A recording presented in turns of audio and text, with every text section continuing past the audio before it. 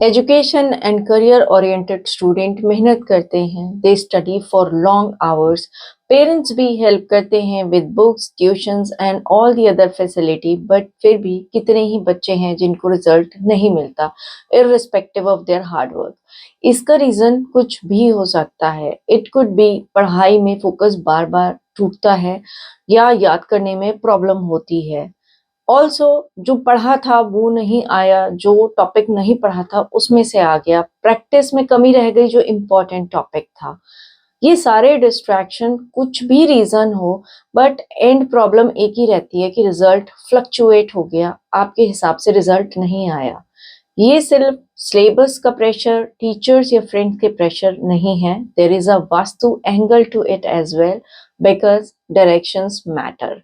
नमस्कार, मैं हूँ Sugandha Solanki, vastu consultant, numerologist and tarot reader.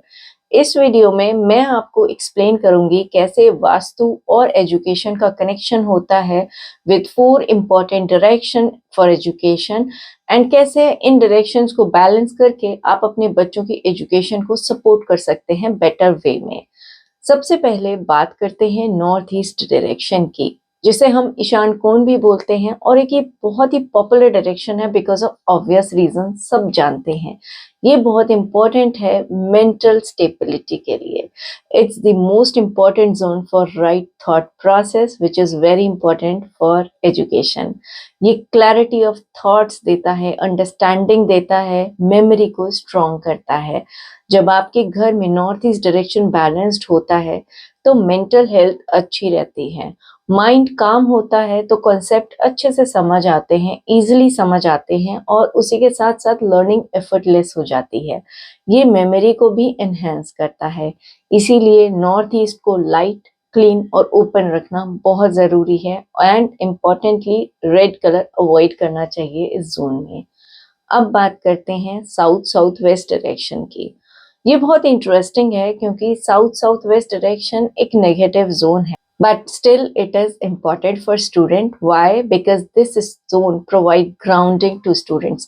Unnecessary thoughts को naturally release करने में help करता है और बच्चों को इधर उधर की चीज़ों में involve होने की बजाय right direction दिखाता है।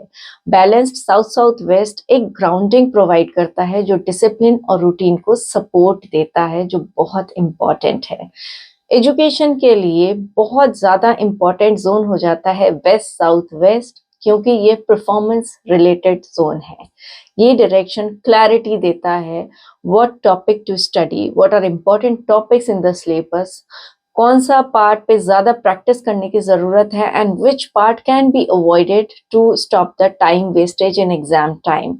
उसी के साथ साथ ये डायरेक्शन अच्छी बौद्धिक क्षमता देता है, ग्रास्पिंग पावर एनहेंसर बोल सकते हैं आप इसे, जो बच्चों को जल्दी से टॉपिक की समझ देता है और एनहेंस करता है उनकी प्रैक्टिस भी।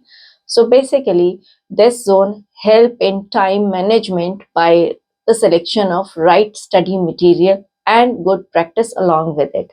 यहाँ पे बच्चों का स्टडी डेस्क अच्छा रहता है, एनहेंस करता है अंडरस्टैंडिंग किसी भी सब्जेक्ट की, और प्रैक्टिस भी इम्प्रूव करता है। लेकिन एक डायरेक्शन है जो स्टूडेंट्स को अवॉइड करना चाहिए, और वो है 4th important direction, north north west direction. ये डायरेक्शन है डिस्ट्रैक्शंस का। यहाँ पढ़ाई करने से या स्टूडेंट का बेडरूम होने से माइंड भटकता है, इधर उधर अननेसेसरी बातों में बच्चा इन्वॉल्व हो जाता है, गलत इंटरेस्ट डेवलप कर लेता है। इसीलिए बच्चों का बेडरूम, स्टडी डेस्क या prolong sitting hours in this zone is also not advised. यहाँ अवॉइड करना चाहिए बच्चों को बैठ के पढ़ने के लिए। Now with these 4 direction balanced, north east direction clarity देता है, साउथ साउथ वेस्ट थॉट्स में स्टेबिलिटी लाता है, और वेस्ट साउथ वेस्ट प्रैक्टिस को एनहेंस करता है, टॉपिक की समझ अच्छी देता है। तो ये एजुकेशन को सब मिलके सपोर्ट करते हैं, तब पढ़ाई का प्रेशर नहीं रहता, एक फ्लो बन जाता है। डायरेक्शन सही हो तो रिजल्ट्स, गुड रिजल्ट्स हो जाते हैं। अपने घर में ये चारों डायरेक्शन बैलेंस्ड करिए और अपने बच्चों की एजुकेशन को सपोर्ट करिए अच्छे से। I hope you will find this video informative. Please do subscribe to my channel for more such videos. Thank you.